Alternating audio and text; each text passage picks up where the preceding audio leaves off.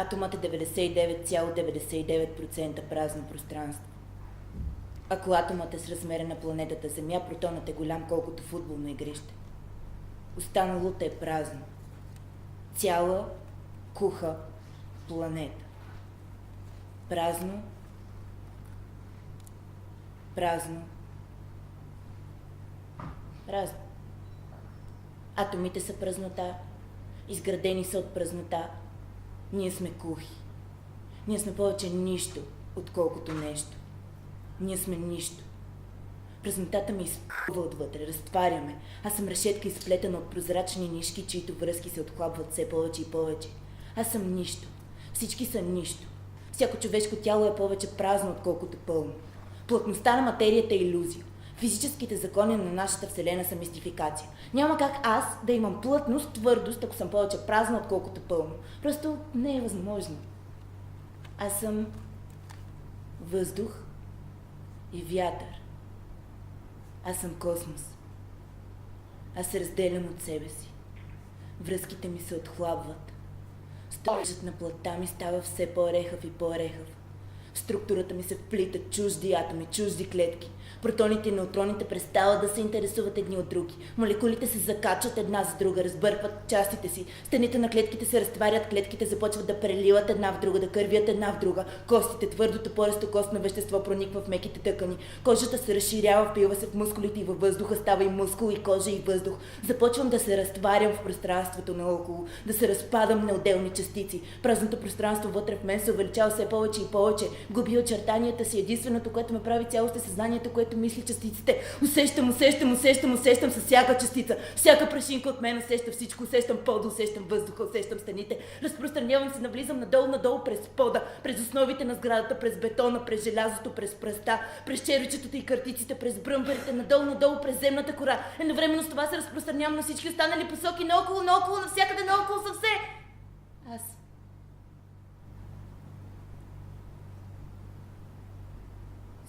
Стени. Ръбове. Столове. Прониквам през вас. Преминавам през телата ви. Вашите клетки приемат моите. Стените им се разтварят. Решетките на нашия строеж се разширяват и проникват една в друга. Костите ми минават през вашите кости. Мускулите ми през мускулите ви. Очите ми през очите ви. Оставям частици от себе си във вас. Продължавам да се разтварям през външната стена, тухлите, мазилката, улицата, паважа, дървета, хора. През мен преминават кучета, деца, полицаи, трамваи, кубета, покриви от дружба, дълбени от младост до люлин. Аз съм навсякъде, продължавам да се разтеглям. Перник, Искъра, Търново, Пловдив, Русе, Синеморец, Румъния, Турция, Италия, Бангладеш, Аляска, Патагония, животни минават през мен. Джунгли, пясъци, ледове, градове с милион хора. Метрото преминава през жилите ми, влакове се стрелкат из вените ми, подводници плават из мозъка ми, водопади се изливат в гарута ми. Усещам цялата земя, всички хора, всички животни, гъгнене, грухтене, пръхтене, плач, смърт, екстаз. Усещам всички, които умират сега. Те умират и аз умирам с тях и спазми разтърсват плътта ми и болка. Усещам съмнение, усещам изоставени същества, усещам притиснати същества, усещам и спокойствие. Усещам самотни моменти на радост и блаженство. Прашинки падат и в светлината на прозореца блестят. Приличат на златни точици, танцуващи в утринния въздух. А от улицата отвън долитат звуци на птици, вятър и много рядко на някой автомобил. Детско тяло в люлка, опъната между крушата и брезата. Стенките по клоните на дървото се очертават по чершаво опънат над люлката, за да не дразни слънцето детската кожа.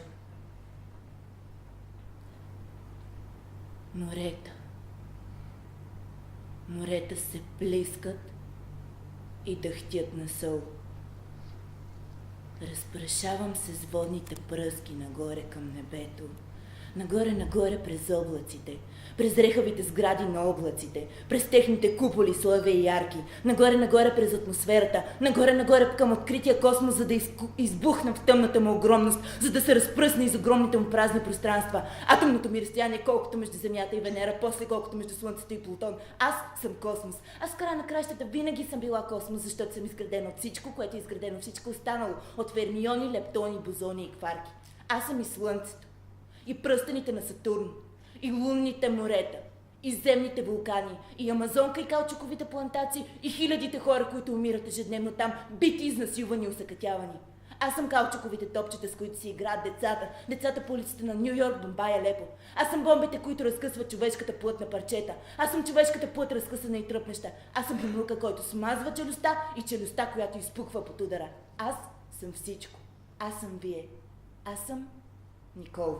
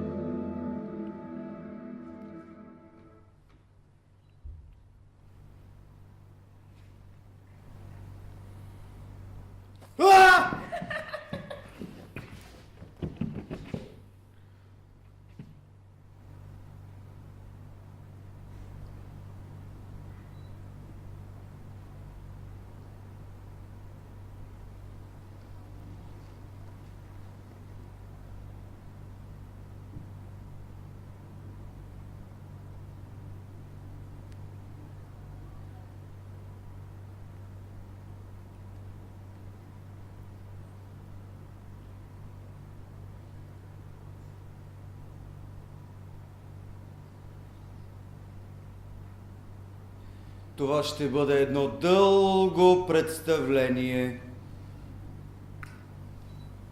В него ще се крещи.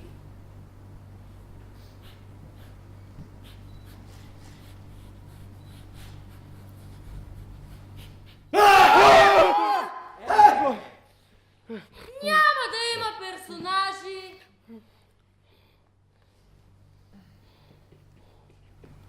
Вероятно и конфликт няма да има.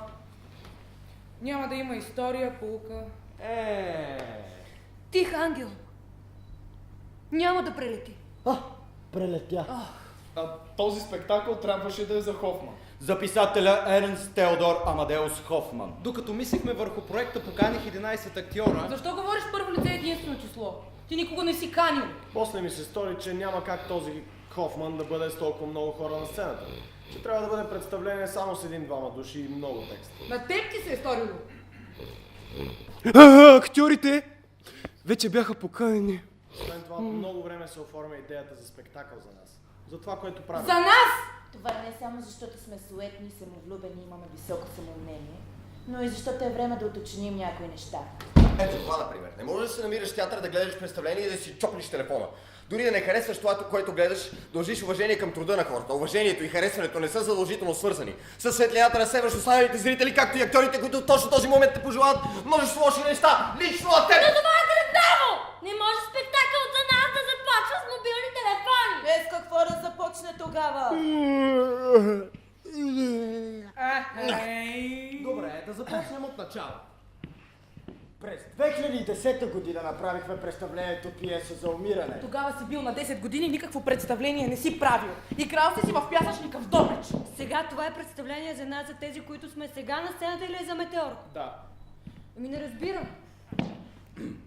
През 2010 година направихме представлението Пиеса за умиране. В него участваха Вяра Коларова, Петър Генков и Леонид Йовче.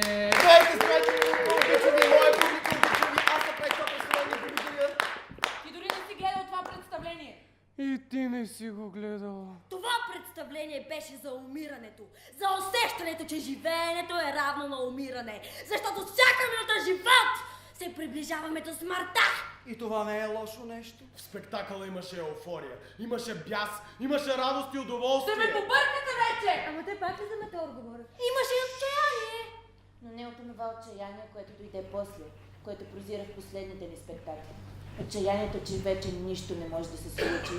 Отчаянието, че живота не отминава, а се трупа и понякога единственото, което човек иска е просто да го няма. Какви последни наши спектакли?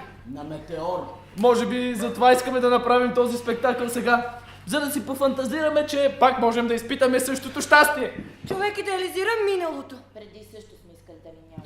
Не е случайно пиеса за умиране, пиеса за умиране. Представлението "Тотална щета" беше посветено на перманентната революция и посредствеността. На всичко срещу до някъде, на изцяло срещу На усещането, че винаги търсим апокалипсиса. Стремим се към зрелищното взривяване на света, но го търсим като постоянство. А тези две неща са взаимно изключващи се. Или тотален взрив и пълно унищожение, или постоянство, компромиси и адаптация.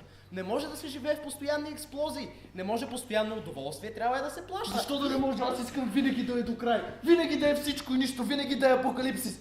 Да не е до някъде. В началото на "Тотална щета" актьорите на Галя Костадинова и Леонид Йовче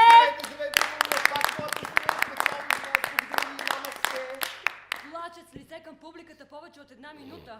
Един от ефектите на този ход е отстраняването от емоцията. Виждаш, че това е трик и все пак ти действа. Това е принципът, на който е изградено цялото представление. И сега ще се опитаме да го направим още по-явно. Ето сега тези актьори ще плачат пред вас. Вие ще знаете, че те ще заплачат. И все пак те ще се Решили сме, че ще казваме какво правим, когато го правим. Кога изобщо театъра престава да е театър? Кой изобщо казва какво е театър и какво не е? Къде го е написал? Искаме да проверим дали когато няма условност, големи кавички, театърът си е пак театър. Нашето предположение е, че разбира се, че е така. Нали във всяко едно представление има тази шизофрения. Че хем е наистина, хем знаем, че това са актьори, които действат по предварително начертани задачи. Не сте пред! Я всички по леглата!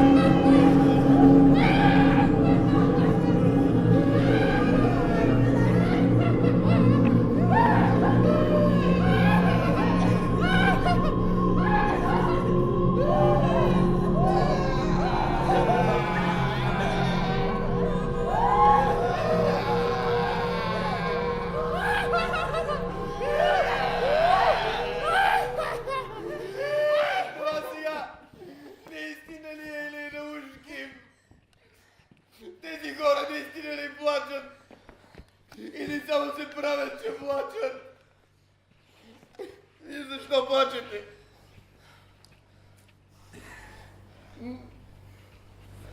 Вие защо плачете? Вие защо плачете? Аз не мога да плача. Аз съм Леонид и съм от Плевен. Аз съм Стефан и съм дипломиран ветеринарен техник. Аз съм Емона и остарях. Аз съм Георги. И още не съм го измислил. Аз съм Грета и съм стискала цицките на овчица за млекце в едно малко менче. Аз съм Мартин и няма да пия повече джин. Аз съм Лъчезара и съм на Мартин Кошмара. Аз съм Гордан и се боря с гравитацията. Аз съм Никола и днес ме няма. Аз съм Кико.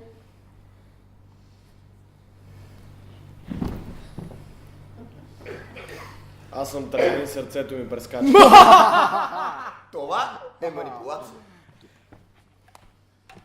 Аз съм накарал тези хора, актьорите, в някаква ситуация да кажат тези думи и после съм ги използвал в представлението. Манипулацията е дори още по-голяма. Защото като казвам аз, това не съм аз, а режисьорката, която е накарала тези хора да кажат тези неща. По принцип е ясно, нали? Това е работата на режисьорите. Не станете да ви видят, моля.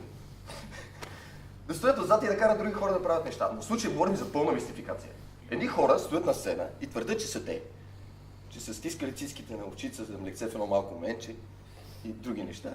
А всъщност това е част от замисъла. И когато човек е вече на сцена и говори, той вече е персонаж, той вече е герой. Много е забавно. Ето, например, правя номер.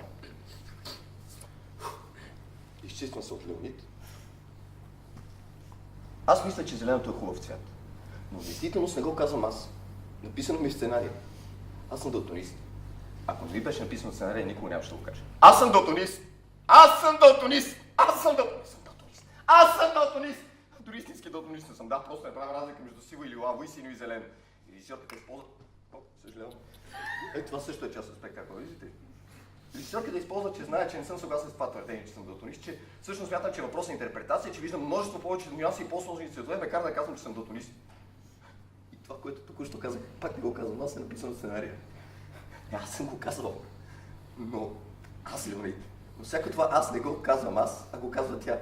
И все пак като казвам аз съм аз, това на практика означава, че думите ми са откраднати и аз съм използван. Животът е отвратително нещо. Дори аз не може да бъдеш. И това дори пак не са мои думи, пак тя говори. И това пак тя го казва. И това пак е тя.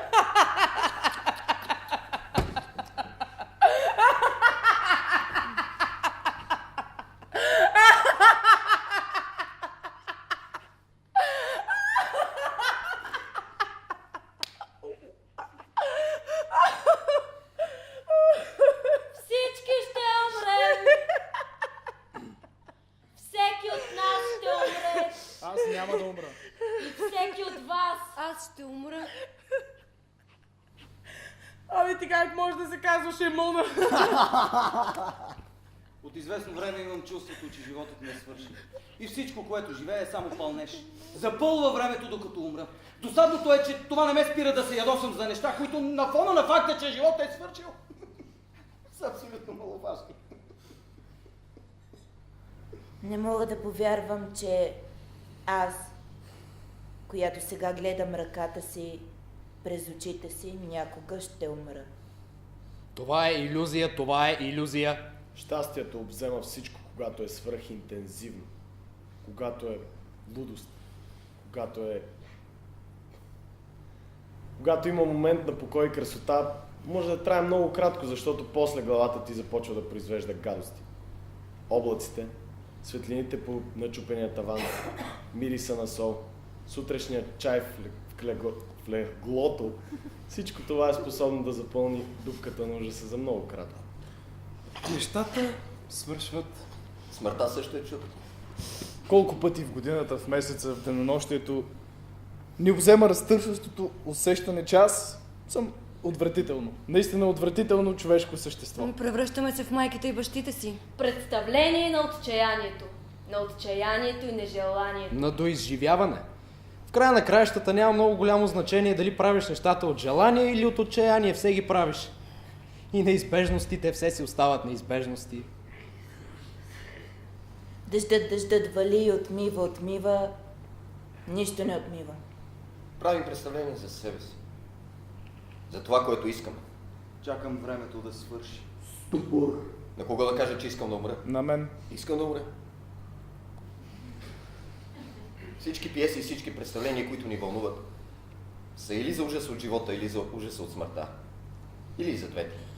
Всички пиеси и всички представления, които ни вълнуват, са или за ужаса от живота, или за ужаса от смъртта, или за двете.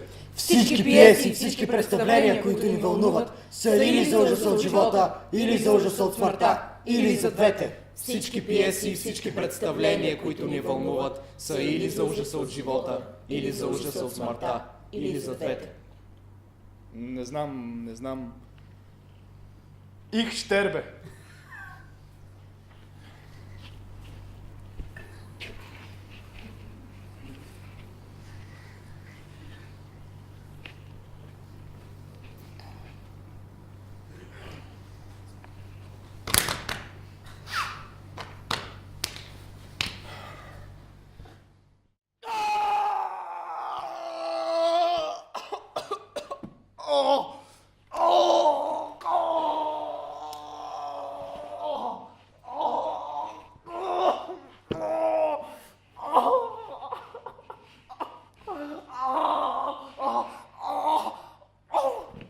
А сега извинявайте. Не, няма проблем.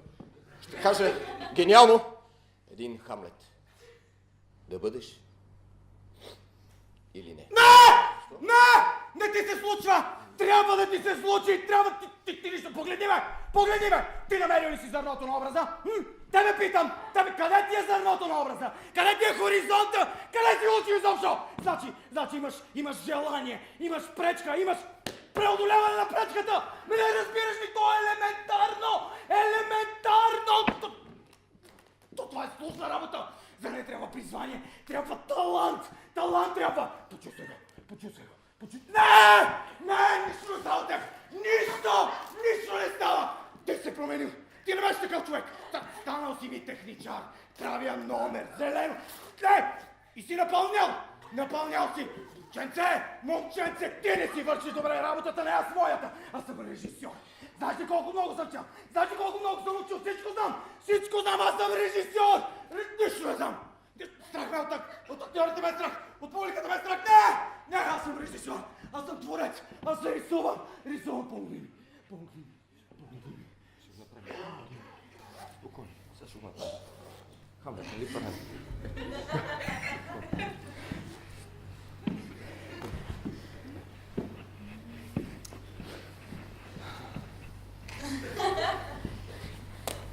Готов съм. Начало!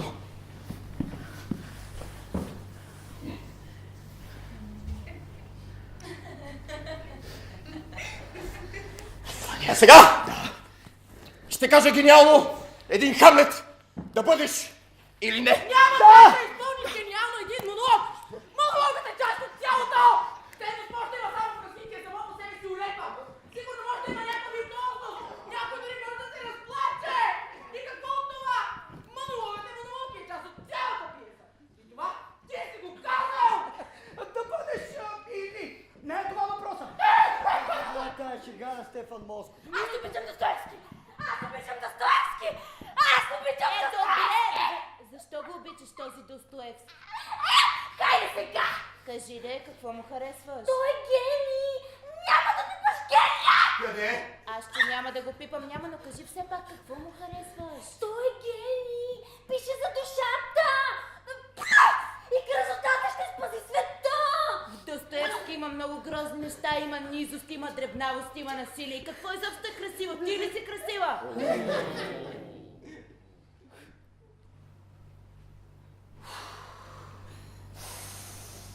Не дай да пипаш гения! Не позволявам! Оставете трупа на Достоевски! Не се напрете смъртен писател! Това е кощунство! Не, вие просто искате да си изкарате всички фрустрации с театъра и с публиката. Кисели сте, защото не можете да направите едно нормално представление. И използвате актьорите! Вкарвате ги в проблем, който си изцяло ваш! Няма вече нормален театър. Няма нормални представления. Само по едно-две от време на време. Истински нормален театър. За нормална публика. Аз съм нормален. Не, това наистина не е нормално. Не е нормално. Искам нормални неща.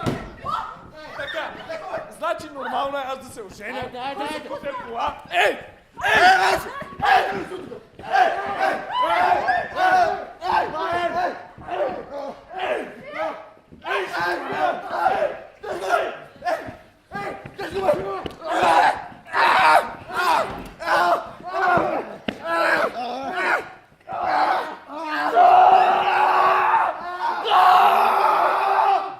Така, значи искам жена, деца, кола, къща, куче и двор. Ние вече сме мъж на 24 години, време е да се задумим и размножим. Аз имам шофьорска книжка, мога да карам кола, мога да правя деца. Мога да бъда истински пълноценен член на обществото, а не някакъв си джендър. Това сте вие. Секта. От откачалки като вас няма да остане място за нас, нормалните, обикновените, които искаме нормалните неща. Нищо специално, както си е било винаги.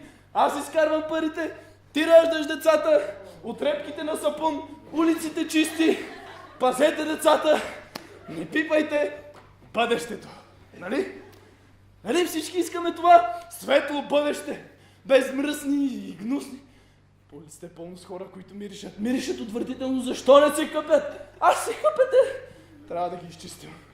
Трябва да ги почистим. Нали съм прав? Всеки нормален човек ще ме подкрепи. И защо? Защо трябва да се дават пари за старите и болните и мръсните и гнусните и сакатите? Те без това са с един крак в гроба. Понякога и с двата. Да. Дарвин го е казал. Закона на джунглата. Аз мога да ти щупям от суната, значи отпадаш. Леле, как ме нервирате. Леле, колко ме нервирате. Дроба ме боли. Дроба ме боли от вас. Не мога да ви гледам. Лошо ми е. Ще повърна. Не, наистина. Наистина лошо ми е. Вие сте язва. В здравото тяло на нашата общност. Вие сте вмирисана, гноясала дупка, кожата ви е провиснала, месото ви е нахапано, пробити сте. И какво сте се разпасали? Какво сте се разхленчили? Какво искате от мен? Аз съм нормален. Аз съм самата норма. И какви изобщо ги приказвате? Театъра. Това е разказване на история. Трябва да има конфликт, трябва да има последователно действие, пречки за преодоляване, намерения. А вие само се гърчите, не мога. Излизам от себе си, имам чувството, че кожата ми е намазана с въглени отвътре. И гори и изгаря мускулите ми, костите ми, органите ми. Не мога да излизам от себе си, не мога да ви гледам, не искам да ходя на театър. Като официален представител на Метеор бих искал да кажа, че не се идентифицирам с това. За нас има по-важни неща, нямаме нужда от елементарни изблъсъци и заяждане на трепи. Занимаваме се с изключителното, с извънредното, с усещането, че живееш 100 живота наведнъж, с прекаленото, с детството, а не с елементарни противопоставяния. Хората са сложни. Това, че харесваш класическо изкуство, не означава, че си хомофоб и расист. Ние харесваме класическо изкуство. Ние харесваме всичко, стига да ни харесва. Вярваме, че полета на мисълта, вълнението, вдъхновението не са прерогатив нито на старото, нито на новото. Нито на Мхат, нито на Шарл Бюне, нито на Бетовен, нито на Лидия Лънч. Ние искаме повече. Ние сме за невъзможното. Ние искаме всичко. Защо реших да се занимавам с театър? Не помня точно. Кога, как и защо. Винаги, когато са ме питали, отговарях това. И разбира се, добавях, че това винаги е било в мен. Откакто се помня. Искам да бъда актриса!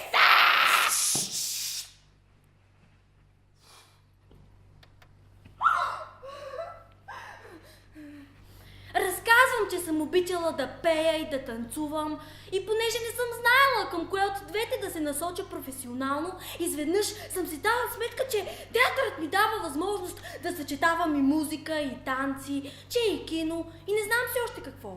От всичко по-малко. Но ви, с доста по-голям глад за слава. Ето това си мислех, че мисля доскоро. Не мога да продължавам да се лъжа. Странно как човек измисля глупистори, оправдания, за да замаже истината.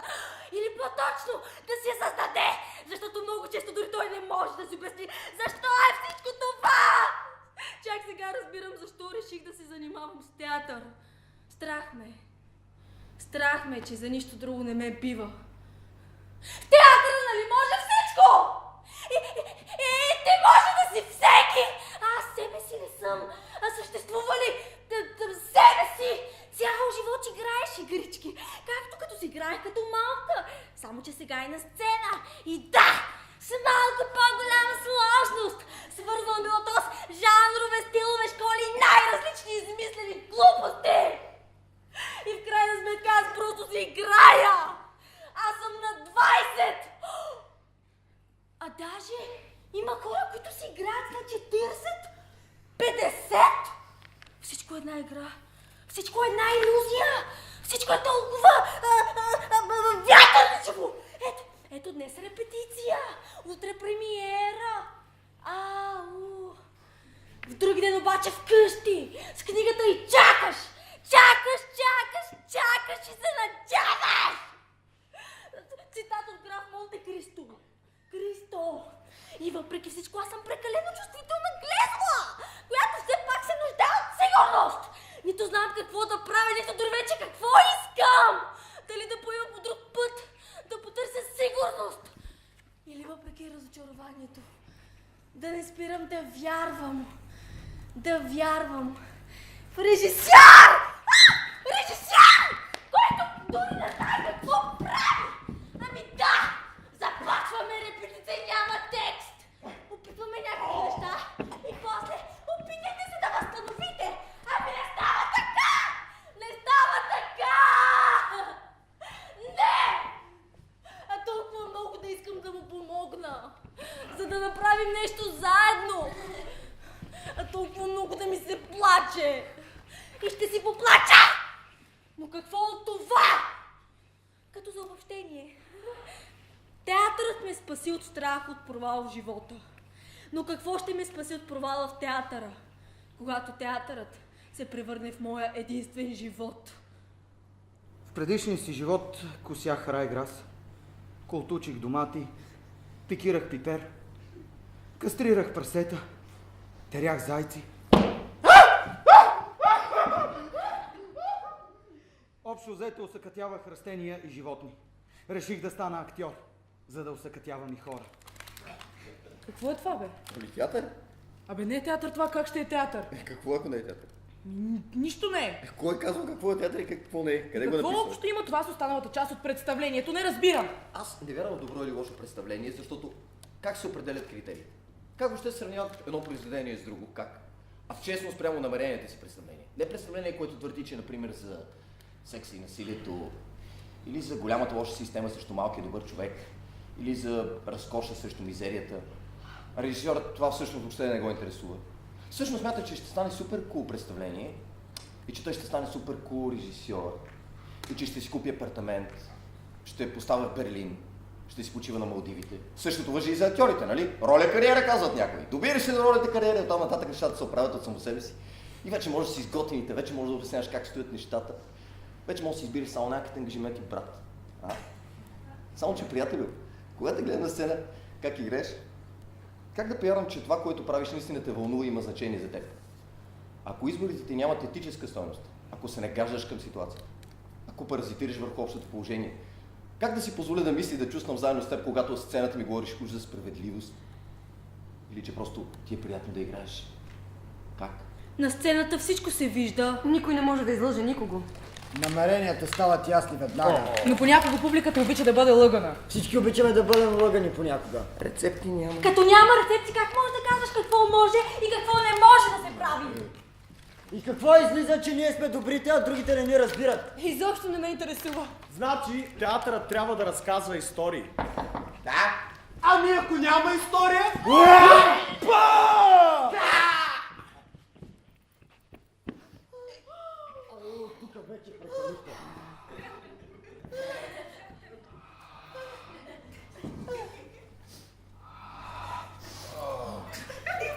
Театърът трябва и да има смисъл. Какво? И да е духовен. Някой каза нещо за духа. Извинявайте, само да ви попитам, къде точно се намира духа? Тук ли е някъде? Сега. Малко, не. Аз кога ще умра? След малко. Ти говориш за тялото. Аз съм тялото си. Мисълта е част от тялото, главата е част от тялото. Това, което вие наричате дух и някаква мистификация. Елементарно обяснение на всички сложни процеси на мисълта, чувствата, чудото, суеверие. Това е прост материализъм. Остави място за необяснимото. Как ще е необяснимо, като обяснявате всичко с него? Това е обяснение на най-простото налично, нали Достоевски за духа? Да! Което на ваш език означава да виждаме само това, което ни изнася. А като стане дума за насилието, което не може да бъде оправдано, извинено или балансирано, мълчите! Айде ти го човек!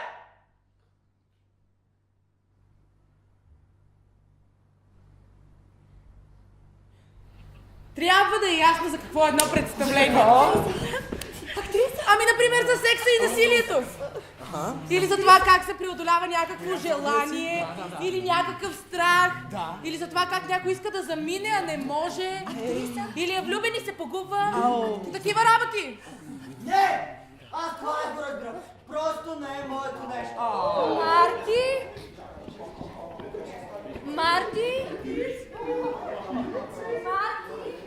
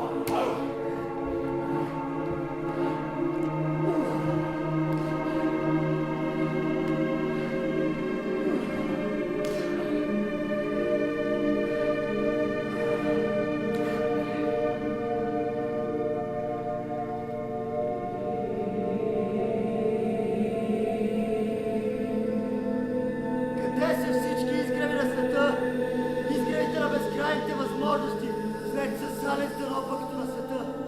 Там се събират всички неща, които ги няма. Кучета, фонтани, празни пространства, коси, пръсти, дупки, провисналости, подпухналости, екрани, кожи, прозорци, профили. Ние като съвсем други хора с друга форма и други места.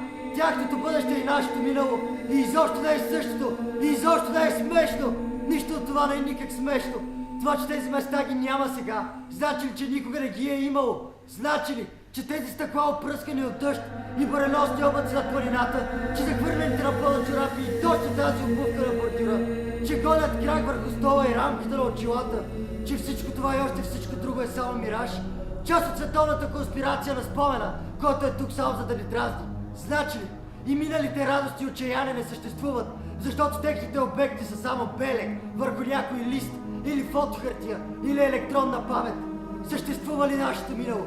Съществува ли? Или радостта е невъзможна, защото е винаги част от нещо, което не е само, че вече го няма, но и никога не го е имало. Залезите са се скрили в пещерата на зле оформените палачинки, изрезките от ногти, кучешките косми, при всички ненужни неща. И няма кой да ги пусне навън. Остава само плътен уютен мрак, в който всичко изчезва. И няма нито минало, нито каквото и да било друго.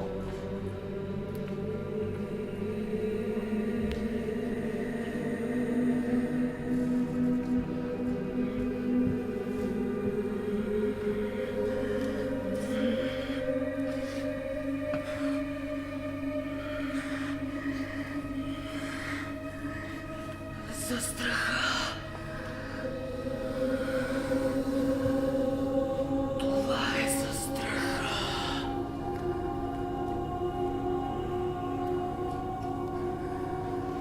Страхът от всичко, което предстои.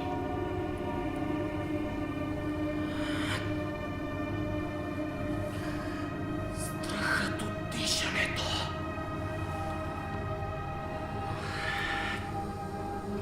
Страхът, че всичко вече е минало. Че от тук нататък предстои най-лошото.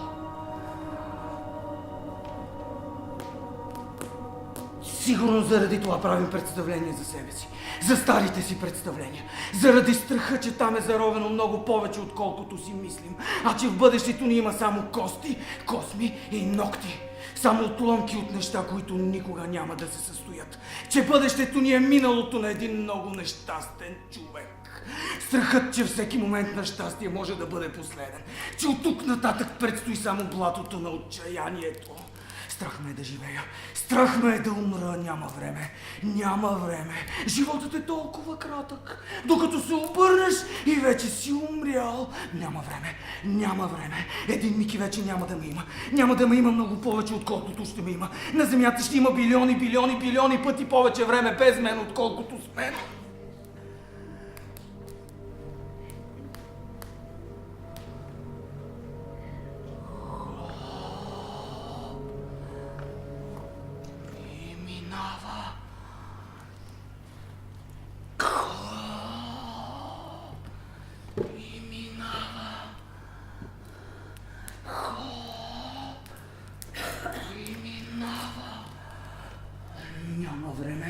Няма време, свършва времето, всичко свършва, изтича, не може и дори да го докоснеш. Когато потънеш в него, затъваш, облепва те с гъста кал, затъваш в подвижните му пясъци, мокри песъчинки обгръщат стъпалата, пръстците, коленете, бедрата, кръста, таза ти.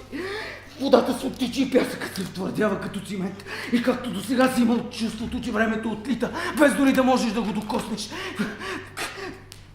А сега се заготвя в това време и то отказва да тече. И ти знаеш, ти разбираш, че ти остава още ужасно много. И цялото трябва да го изживееш с всичките му гадости и тъпоти. И ще става все по-зле, и по-зле, и по-зле. И дори да има отделни моменти на щастие, те не могат да уравновесят болката, самотата, безмислието, разочарованието. Но това е всичко, с което разполагаме. Този миг от цялото чудовищно огромно време. Това мигване. Нямаме друго време. Нямаме друг шанс. Само сега. Само сега и никога повече повече! Никога повече! Колко много е никогато в сравнение с някогато! Аз искам това някога! Искам всичките му части! Не искам да губя! Не искам да губя! Не искам да губя! Не искам да губя!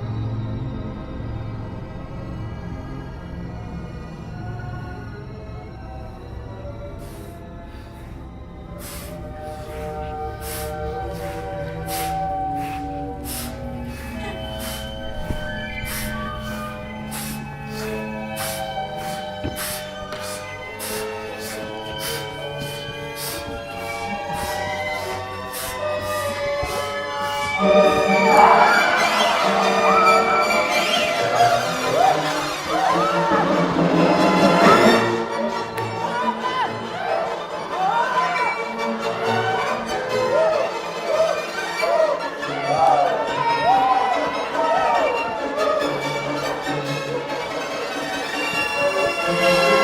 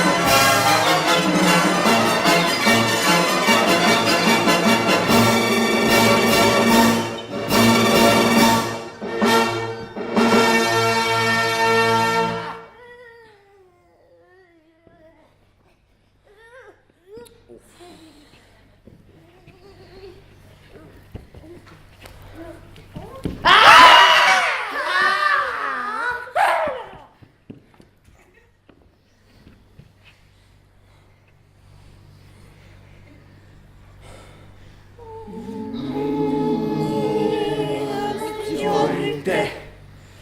Ние сме празни фони, през нас преминават текстове, трупат се към наглухо. В нас текстовете тлеят като въглени, сплетени в безформено ловище. Ние сме празни фони, ние към нашата адска паст е тръба. Ловището намества се в нас, органите ни притиска, натиска, понякога ги смачва, смачва ги. Жлъчка, повръщаме. Ние сме актьорите. Ние сме дезертьорите на живота. Ние сме аматьорите на сцената. Ние сме воайорите на екстремните състояния. Този гор, апропо, беше от пиеса за умиране. Има още два. Много е странно как представлението постепенно кристализира. Отделни части, които са свързани от някаква обща посока. От усещане, от множество разклоняващи се мисли, които постепенно се спояват една с друга, приливат една в друга, влияят една на друга. И от един момент нататък не можеш да пипнеш нищо повече. Не можеш да докоснеш представлението. Защото всяко преместване би нарушило баланса на вече създаденото цяло. Да. Представлението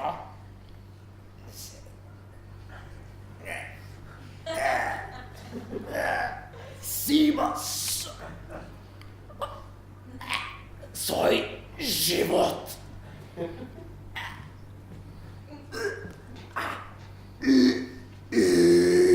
Любимото ми е началото. Когато всичко е възможно. Когато спектаклът може да се развие във всяка възможна посока. Когато още е нищо, но ще стане нещо. Когато още е в пустощта на Аризона или Юта и вятърът блъска единичните сухи дървета, разпръснати между пясък и камъни, и оттук може да се потегли за джунгли, за реки, за морета, за небето, за космоса, за вулкани, за ледници, за приказни невиждани земи.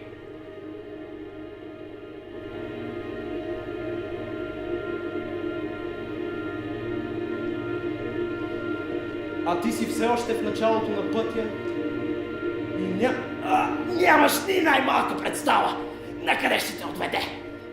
Но ако погледнеш хронологията наобратно, ако погледнеш от бъдещето към миналото, ще видиш, че представлението вече е там. Пътят е начертан и той води от кораловия риф през пясъците, през пустините, през степта, през червените планини до пустошта, стигайки в краката ми, когато съм застанал на пътя. Или пътя започва от ядрото на земята, минава през пластове, магне, желязо, скали, силици през гранит и базалт през пръст, през минерали и метали през скелети и вкаменелости през отломки от минали животи през трупове и корени през кълове, черви и картици, за да избухна през пръста и да се намеря в началото на пътя там, където представлението още не е било започнало и вече е тръгвало към края си. Както и ние, както когато се родим, сме били маса розова плът и течности и не сме знаели, вероятно не сме имали с какво да знаем, да разпознаем знанието, не сме знаели какво ни предстои. Всички стъпки, които са ни довели до днешния ден, когато седим в тази зала, гледаме тази сцена, виждаме тези актьори. стъпките, които са ни довели до залата. Как сме стигнали до тук? Откъде сме тръгнали? Как сме се събудили сутринта? Как сме спали през нощта? Как сме се спали? До някого или сами? В какво се е допирало тялото ни? В чаршафи?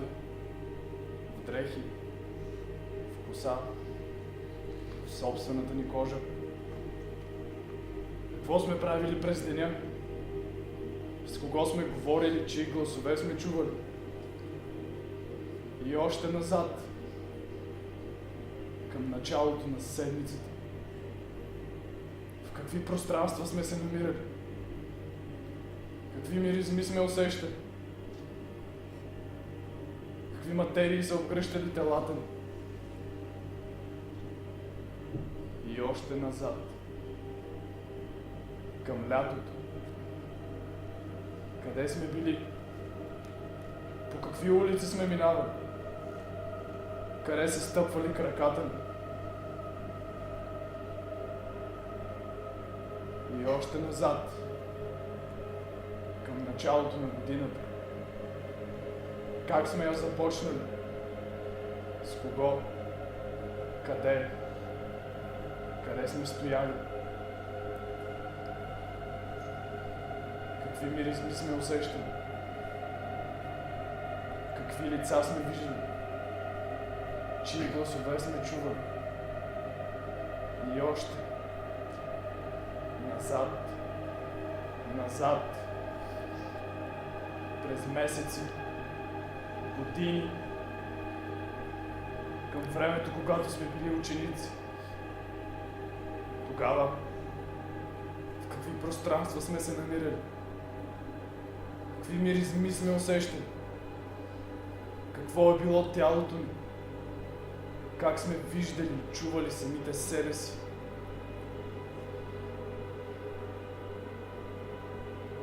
И още назад, към детството. Какви звуци сме чували тогава? Какво сме виждали? Какво е било тялото ни и още назад, когато сме били бебета? Какво сме виждали тогава? Какви материи са обгръщали телата ни и още назад, когато сме били в коремите на майките си? Какво сме били тогава? Какво сме виждали и чували? Как сме усещали и още назад, назад, назад, назад по веригата през всички родители до момента, в който те вече не са били хора, а други видове същества. Назад, назад до земноводните, назад до първичното плато, назад до преди съществуването на планетата Земя, когато всички сме били само космически прах, само пасивна материя. В самото начало, преди да го е имало всичко това, но веднъж, вече опъната нишката между нас и този момент, тя започва да тегли, изваждани от космическия покой на предверието на живота и ни запраща в шеветен полет обратно. През всички тези земноводни примати, първобитни прародители, родители, детство, юношество, живот, всичкият този генетичен материал, с цялата тази натрупана информация, с цялата тази огромност.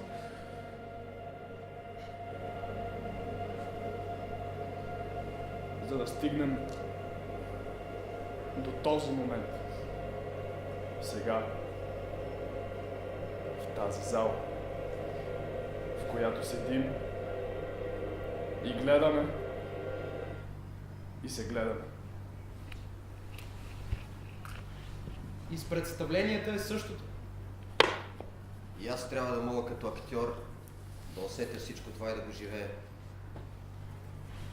Трикът е, че всеки би могъл да бъде актьор. Стига да иска. И всеки усеща. И всеки играе. А нали точно това ни събира тук? Общото усещане. А може би евентуално някаква нужда. Нещо, което ни липсва. От какво се нуждаем? Няма настояще. Докато мигнеш и моментът вече е минал, а другият вече идва. Докато казвам това, то е в миналото. А бъдещето все още предстои. Аз стоя в празнота. Мен ме няма. Тарковски е много добър режисьор, но филмите са му трудни за гледане. Кое му е трудно? Не знам, не съм ги гледал. За детството си разказва човека, за миналото и за бъдещето са филмите. Останалото е някакъв ретрограден разказ за духа и някакви очевидни метафорите. Спомените са важното. Няма да пипаш гения! Ти ще ме разбереш! Не знам как да гледам театър, ви наистина не го разбирам. Какво искате да кажете? Просто гледай, бе, човек. Гледай. Ей, толкова ли е лесно? Толкова! Алилуя, аз съм пробуден. Ахай! Направо открихте топлата вода. Аз защо нямам монолог? Моля? Монолог нямам. Защо нямаш монолог? Защо? Монолог. Монолог? И реплики нямам. Приятел Филип, но ще ти го кажа. А репи имаш? Аз Говориш на нямам мен. кола, нямам жена, той няма монолог. Монолог. Кога зайците имат монолог? Откъде си? От Варна е. Айде всички! Да ви притикаме! Най-голо не ми се прави неинтересен! Писна ми от вас! Стига ви кай ти бе. 3 месеца! 3 шибани месеца лежа на шибания ъгъл, на шибаната сцена и имам 2 думи на кръст! Какво е това, питам?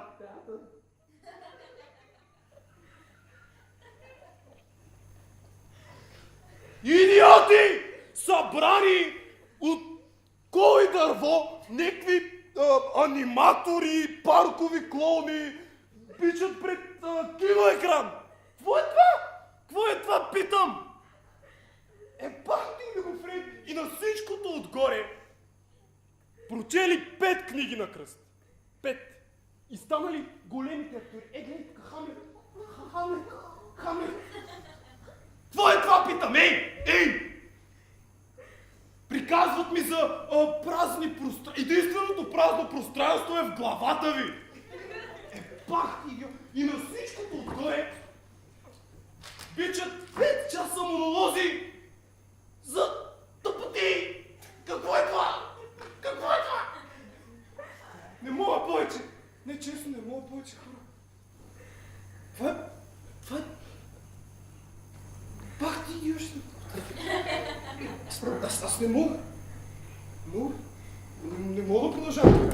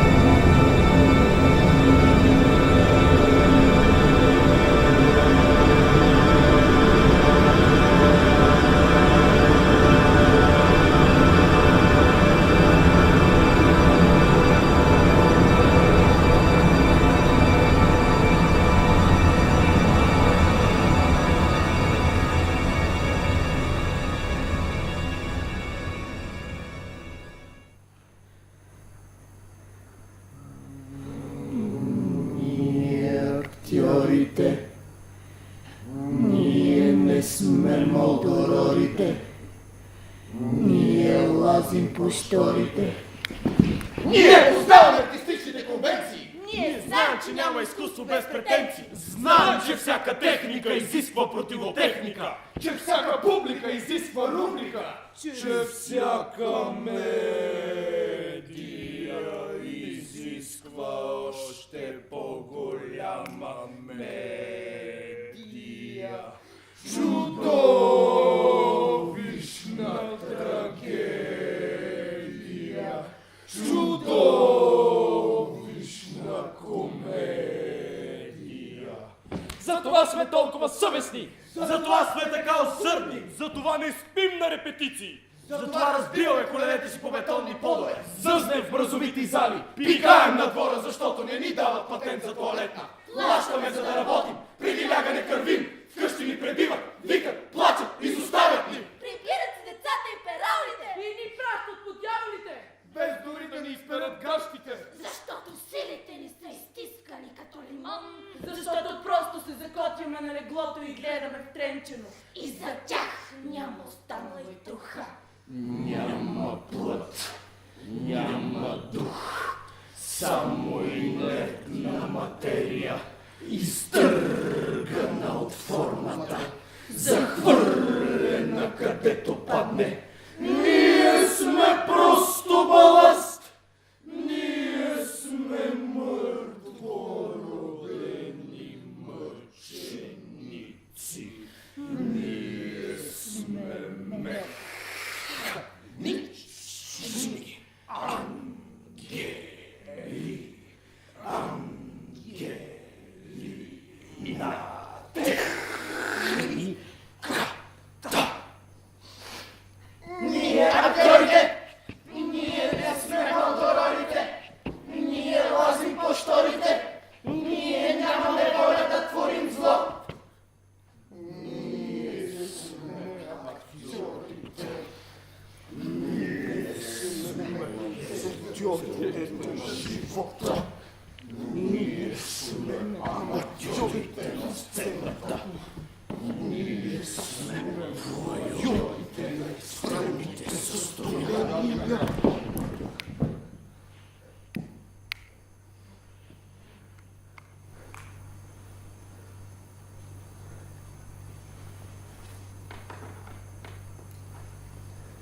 Странно нещо е спомена. Едновременно те кара да си тук и да си на друго място. Стоиш облегната на парапета на стълбището и гледаш паяжената опъната на толющената жълта плажна боя в ъгъла. И едновременно с това си седнала на едно легло във Виена. Памучният плат на роклята ти на бели и сиви вертикални раета топли и охлажда в непроносимата жега. Сенките на листата по клоните на дървото са разпилени по краката ти и това е един следобед преди 10 години.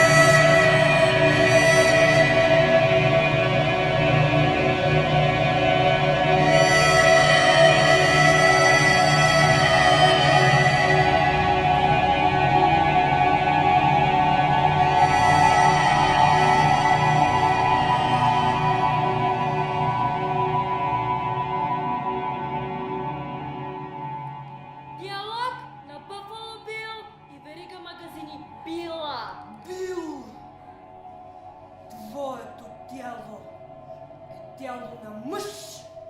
Това не е някакво си гладко метрокултурно тяло с обезкосмени гърди и подмишници и секси бодибилдото, пластмасово тяло от витрина на фирмен магазин или задна колиса на лайфстайл списание. Твоето тяло е маса. Той има релеф. И този релеф е отпечатъка на драматична, защо не и чудовищна история. Тялото ти е несъразмерно. То е туловище. На места живо, на места мъртво. Където е живо, кръвта му е като огън. Където е мъртво, разяжда като плутони и космато, членоразделно туловище, гъмжаш от органи, татуирано с белези, покрито с рани, смъртоносни рани, стрели, огнестрелно оръжие, предърски изстрелно засадат мокра поръчка. Смъртоносни рани от бивните на глигания и копитата на бизона, който те стъпка заедно с полудялото си стадо, стъпкате заедно с твой любим Буцефал. Твоят кон, който беше твоя душа. Вие, пререн кентавър, покрит с исторически рани, смъртоносни исторически рани от брадви на викинги и отровни стрели на диваци, от хладно оръжие, с което ти цивилизаваше безропотната папач по гетата, смъртоносни исторически рани от пещите, в които изгаряха фабрично труповете. Ти! Фелдмаршала на смъртта, който се разпорежда суверенно с живота, който разделя месата на две купчени. Тук! Мъртвото месо! Тук! Живото месо! Ти създателя на живота! Ти чудовищен скот! Ти изродено чудовище! Ти безформен орган! Ти бил! Съпружен мой! Господине мой! Мой Господи! Прекрасна моя! Вдъхновителко моя! Поглъщаш ме като една феерична фурна, като захарна къщичка, като вулвата на луна пар, в която се въртят светлини. Комети чертаят дъги в небето, а щандовете се въртят като въртележка под съпровода на полудяла шарманка. Обливаш ме. С водопад от светлини, които се просмукват в кожените ми доспехи и се разливат по тялото ми като на електризираните пръсти на китайска масажистка.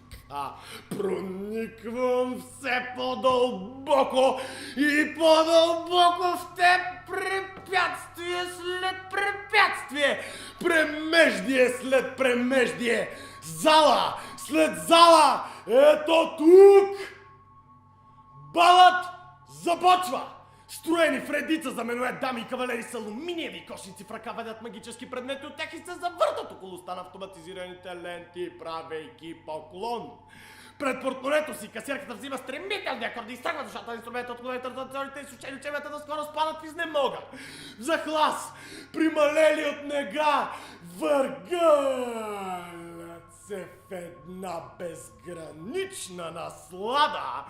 Купчина от напарфюмирани и мирисани тела от всички възрасти, полове и раси, от всички изповедания, социални и квартални клубове, от всички партии и фракции и футболни клубове, всички.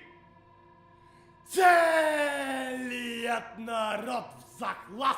Едно огромно тяло в храма, вдъхновено, неразделно, мощно като армия, но волно като детска сюрия. Била! Моя била! Муза на новия век, вдъхновителко моя, до дълбоко в корема ме втриса с жълтата ти алуминиева роба, топтящото неоново сърце на името ти. Ти си един по-съвършен свят. Ти не си склад на продукти, а съсъд на чист дух. Всяка опаковка по щандовете ти диша живот, душата й пониква върху кожата в чудни, неорганични материи, неподвластни на тлението, недостъпни за червея, неорганична идилия, синтетичен рай, произведен тук на земята нещата, без насилие, а с песен и радост, от феи с бели престилки и магиосни чучула с златни рамки. Била моя! Колкото по-дълбоко прониква в теб, толкова по-замайващо е вдъхновението, толкова по-тотален е екстаза, по-абсолютна е. Абсолютната емоция, по-раздързваща е тръпката. Твоето плоско светлинно тяло, сферични релефи ме изпълва до най-мрачната дълбина на запахтените ми членове, до почернялата от страданието кръв, до дъното на бръчките, отпечатали върху лицето ми стихиите на открития свят.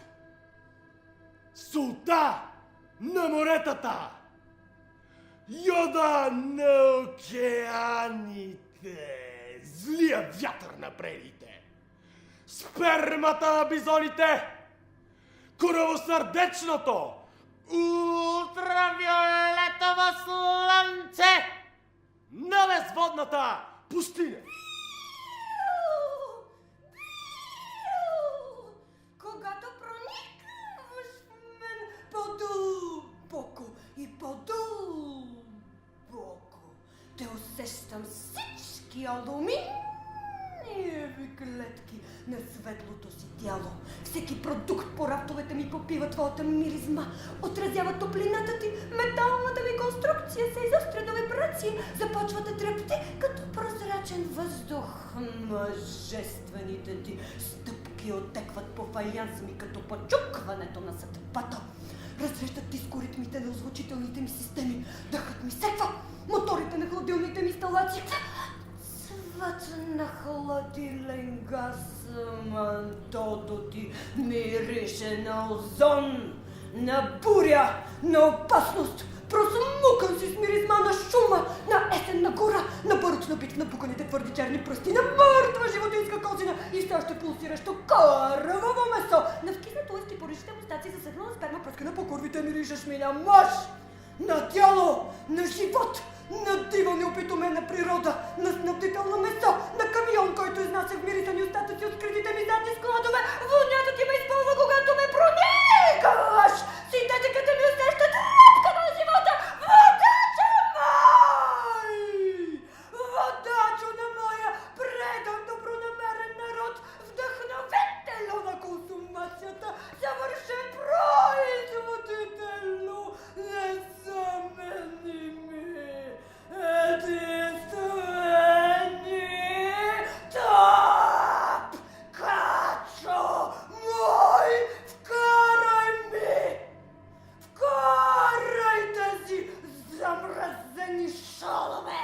Изпръхналия за скръжен кървав срещна бута! Вкарай ми тези огромни недоубити меса, заедно с кристализиралата воня на кланицата, хуманното електричество с твоите гроби! Кървави, справедливи ръце!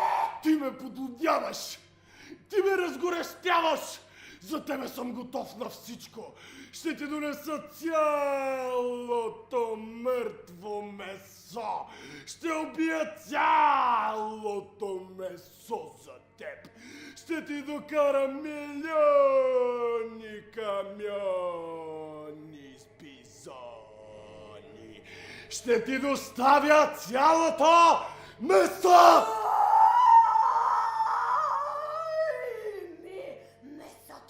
Дай ми месото! Ще го отмия от кръвта му, ще го намажа с кремове и антибиотици, ще го дегидирам с консерванти, ще го нарежа и оформя, ще го проведа в приличен вид, ще го възредя за нов живот. Чудното месо! Сочното месо!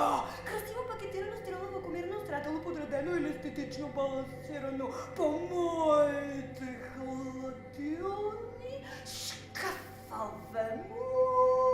Моите пластмасови рафтове и алуминиеви щандове. Публиката ще се трупа с възхитени очи пред месата, пред пирамидите канките и от сларките на голубасите, пред гирландите на кренвиршите и небостъргачите на шунките. Да скоча в твоя рай на месото, ще се въргалям с твоите луканкови ангели из хладилните камери. Ще притискам рафтовете ти, докато скреща вдърви мустаците ми. Ще те стисна за алуминиевите си органи, за да усетя кървавия ти живот. Няма разлика между смърт и живот в синтетичния рай на Бил и Била. Няма смърт и живот. Има само пълна консервация. Има само дълбоко замразяване. Има само идеални продукти в застиналия синтетичен рай.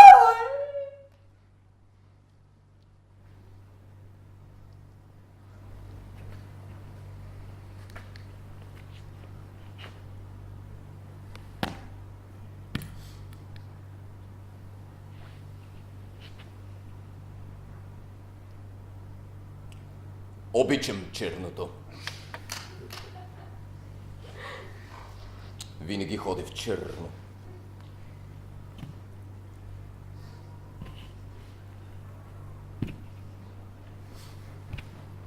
Но не защото скърбя за живота си, а защото предвкусвам смъртта. Тя е моята любовница, моята майка, моята сестра. Пуснах си дълга коса и ябоите са гарвано черна. Леглото ми е черно. Чаршафът ми е черен. Възглавницата ми е черна. Подът ми е черен. Прозорецът ми е черен. Зъбите ми са черни. Дори измислих черно стихотворение. Черно стихотворение. Черно, черно, черно небето! Черно в главата ми! Черно в душата ми! Черно в червата ми! И в коленете ми е черно! И в петите ми е черно! И в пръст... Обърка го. Ще започна от начало. Черно стихотворение! Черно, черно, черно е небето! Черно в главата ми! Черно в душата ми! Черно в червата ми! И в коленете ми е черно! И в пръстите ми е черно! И в петите ми е черно! Белият ми дроб е черен! Черният и той! Мозъкът ми е черен! Кръвта ми е черна! Сърцето ми е черно! А косите ти с черна роза ще закича. Не знам дали закича не звучи прекалено еснавско. Може би ще го сменя. Ще видим. Забуча, например.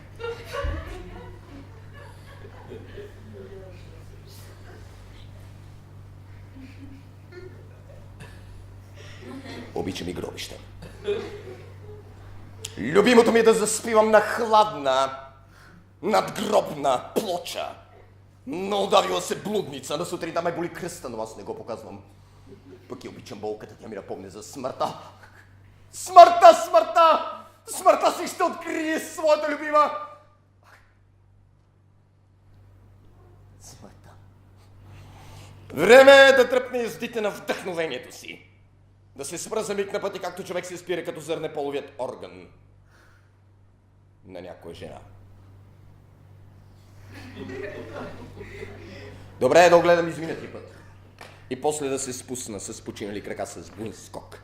Възнамерявам без никакво вълнение да изрека пред вас на висок глас студената и сериозна строфа, която ще чуете. А вие следете внимателно съдържанието и се пазете от мъчителното впечатление, което тя положително ще остави, като позорно петно в смутането ви въображение. Не мислете, че съм на смъртно легло, защото още не съм скелет и страстта още не се лепнала на челото ми. Гледайте ме, застанал пред вас просто като чудовище, чието лице можете да видите. А лицето ми не е толкова ужасно, колкото душата ми.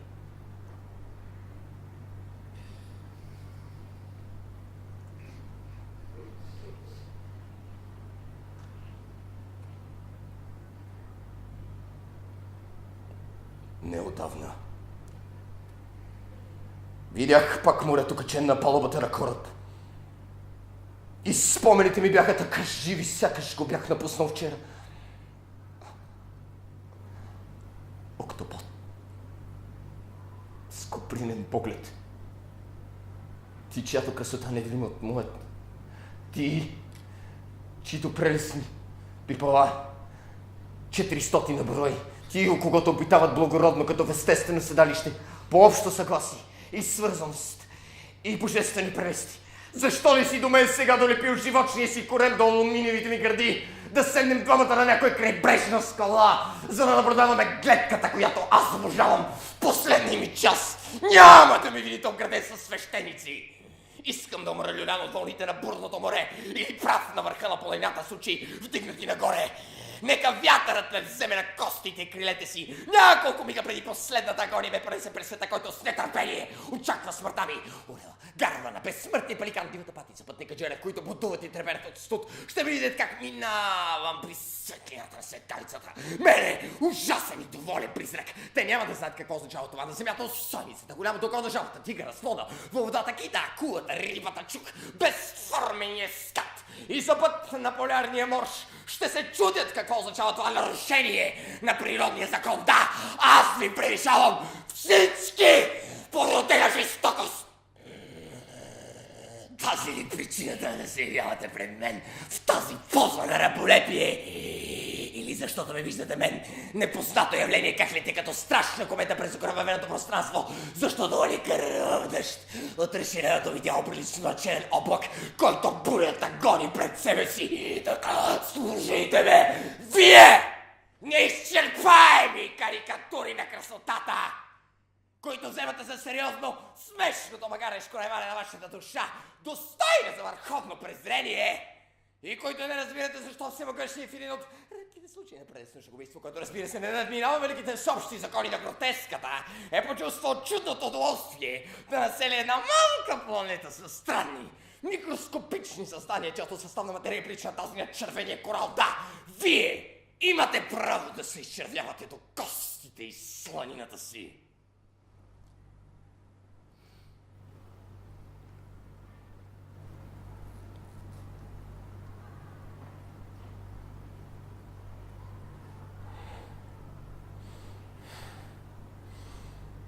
И така. Когато исках да убивам, убивах. Човешките закони ме преследваха с отмъщението си, макар че вече не нападах расата, която бях напуснал толкова спокойно. Но съвестта ми изобщо не ме опрекваше. През деня се биех с моите нови себеподобни. И земята беше покрита с многобройни пластове, със силена кръв. Бях по-силен. И винаги побеждавах! Парещи рани покриваха цялото ми тяло. Правех се, че не ги забелязвам. Земните животни ме избягваха.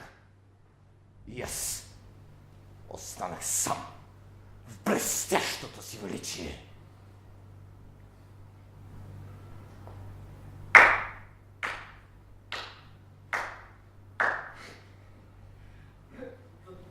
Това е почти цяла пиеса за умиране. Много сте зле. Защо сте вкарали части от едно представление в друго? Това е безмислено. Рециклираме, а? И за какво изобщо става въпрос? Аз не съм ги гледал тия спектакли. Не се идентифицирам с тях. Това са остатъци. Защо ме занимавате с остатъци? Парчета от стари спектакли. И цялата тази мистификация, това, че сме актьори на сцена и присъстваме като себе си. Аз не присъствам като себе си. Най-важното за мен не е, че съм на Мартин Кошмара. И този текст не съм го писал аз и това се повтаря. Заклещена съм. Заклещена съм в този лъжлив текст. Това е насилие! Карат ме да произнасям думи, които не харесвам, в които не вярвам. Работя с хора, които не харесвам, в които не вярвам. Сега това аз ли го казвам, а? Не може да е това. Не може да е само това. Диалози, монолози, градиш фантазен свят, влизаш в иллюзорни отношения. Има реквизит. Няма реквизит.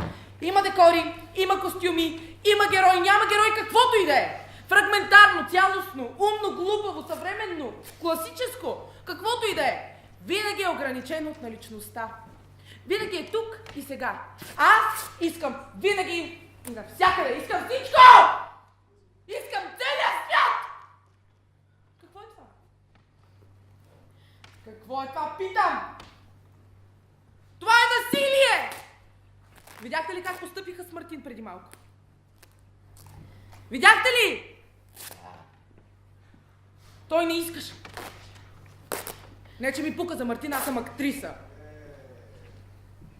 Не исках да кажа това. И чайка не съм. Усещам как мозъкът ми се разпада под натиска на всичко това.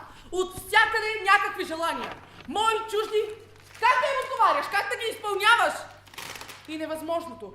Таванът на невъзможното, който винаги виси над главата ми. Можеш, но до някъде, докъдето те оставя. Оттам нататък следва невъзможното. Но не защото аз не мога, а защото не ме оставят. Както бяха казали на една актриса. Вие сте ракета, но ще ви използват да орете ниви. Аз знам, че мога да разтепя космоса, но искам да орем ниви. Искам всичко! Искам!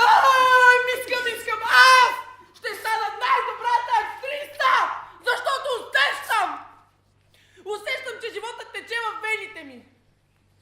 Усещам, че съм наистина и че няма разлика между наушким и наистина. Това сценично наушким е наистина. Аз наистина сега стоя тук, на тази сцена, говоря, виждам, прожекторите светят в очите ми.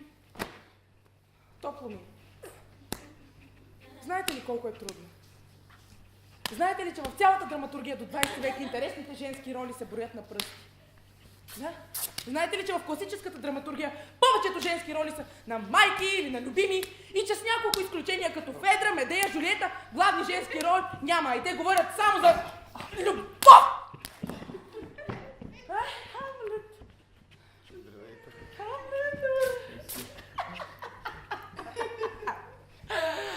Най-важната роля в най-важната пиеса. Да. Тръпчай! И 3 сестри! Пиеса за сестрите, а повече от 3 реда реплики имат. Само мъжете! Само мъжете! Само мъжете говорят! Кой го музикира текстове? Аз какво да играя? Знаете ли колко е трудно? Да знаеш, че можеш всичко! Аз мога всичко! Ще се пръсна! Обърквам се! Не ме свърта! Не само Георги не може да се задържи повече от 2 минути на едно място и аз не мога! Не издържам на това бавно темпо! Искам всичко! Искам веднага! Спите! Вие спите! Добро утро! Страх ме! Не само Стефан го е страх. И мен ме е страх. Страх ме от лош късмет. Страх ме, че нещата ще се подредят някакси без мое участие. И аз няма да мога да седя на тази сцена, която искам. Да кажа този текст, който искам. И да усещам около себе сторията, който искам, но се осмелявам. Осмелявам се да застана пред вас. Аз съм тук, сега и ще играя. И никой не може да ме спре. Сега. И най-малката роля. И клончето на хращето. Ще дишам същия въздух като вас, но винаги ще имам едно вдъхване повече. Алвеолите ми ще се разгъват с 2 мм повече от вашите, защото аз ще дишам този въздух тук, който е по-гъст, по-тежък и по-подвижен от този долу. Аз съм проводник на желания. Мои чужди, помислени, написани, изречени, видени. Усещам ги как гаделичкат кожата ми отвътре, как накъдрят косата ми, как обгръщат раменете ми. Аз съм мрежа. И през мен преминава целият свят. Защото аз съм най-добрата актриса. Сега.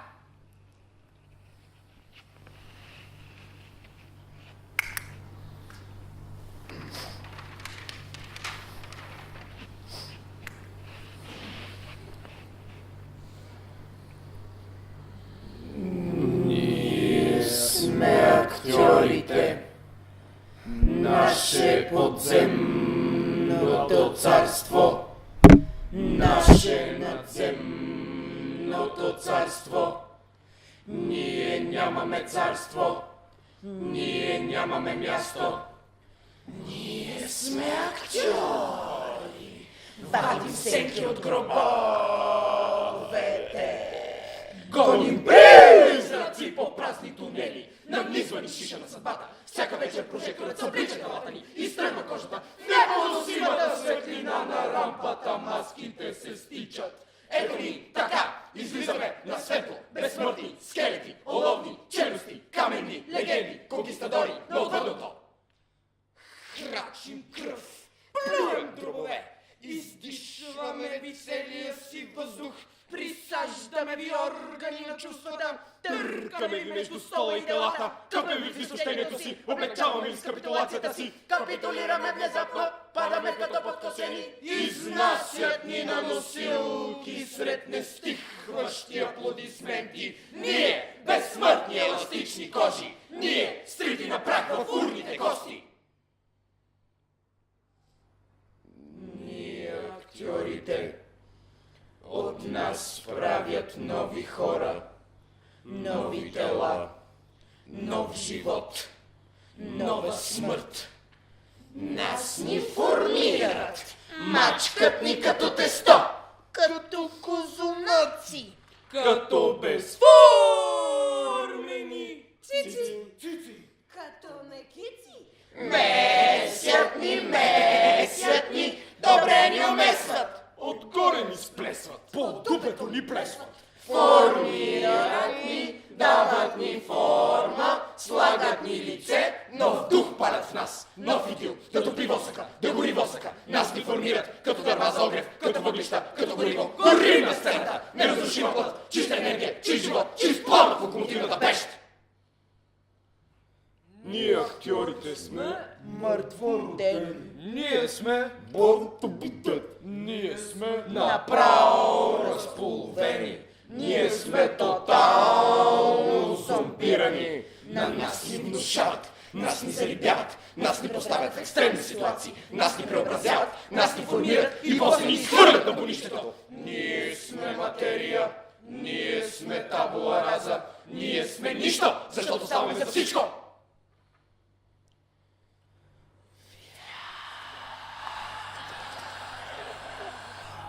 Ще ги събудим мъртвите. Станете мъртви, станете в нужда. Нуждата е толкова голяма, че ще ви повдигне, ще пропука земята, докато изпълзите от клоаките на подземните складове. Складове за мъртви, фабрики за трупове, табула раса. Нуждата е възкресение. Нужно е да реформираме телата, да ги поправим едно по едно, да ги преработим из основи, направо да ги направим наново, защото всъщност за нищо не става, даже за масовка, Даже за безлични статисти. даже за грешка на природата или за инертна маса, която да запълва празното хорор вакуи.